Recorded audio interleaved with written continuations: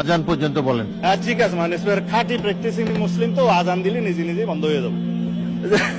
যাই হোক, যখন তোমরা মানুষদের নামাজের জন্য ডাকো, তখন এই ডাককে এরা হাসি তামাশা ও খেলার বস্তু বানিয়ে দেয়।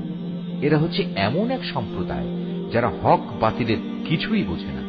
হে রাসূল, তুমি এদের বলো, তোমরা যে আমাদের কাছ থেকে প্রতিশোধ নিচ্ছ, তার কারণ এই যে আমরা আল্লাহর উপর ঈমান এনেছি এবং আমাদের উপর আগে ও বর্তমানে যা কিছু নাজিল করা হয়েছে তার উপর বিশ্বাস স্থাপন করেছি।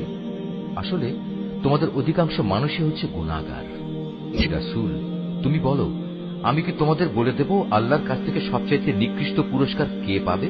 সে লোক হচ্ছে যার উপর আল্লাহ তাআলা অভিশাপ দিয়েছেন, যার উপর আল্লাহর ক্রোধ রয়েছে এবং যাদের কিছু লোককে তিনি বানর, কিছু লোককে শুয়োরে পরিণত করে দিয়েছেন, যারা মিথ্যা মাবুদের আনুগত্য স্বীকার করেছে।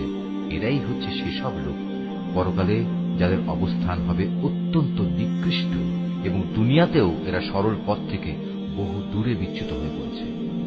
তারা যখন তোমার সামনে আসে তখন বলে, আমরা ঈমান এনেছি। আসলে তারা তোমার কাছে কুফরি নিয়েই প্রবেশ করছিল এবং তা নিয়েই তোমার কাছ থেকে তারা বেরিয়ে গেছে।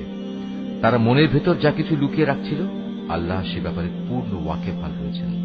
অনেককেই তুমি দেখতে পাবে গুনাহ করা, আল্লাহর সাথে বিদ্রোহ ও হারাম মাল ভোগ করার কাজে এরা একে অপরের সাথে প্রতিযোগিতা করে চলেছে। এরা যা কিছু করে মূলত তা বড়ই নিকৃষ্ট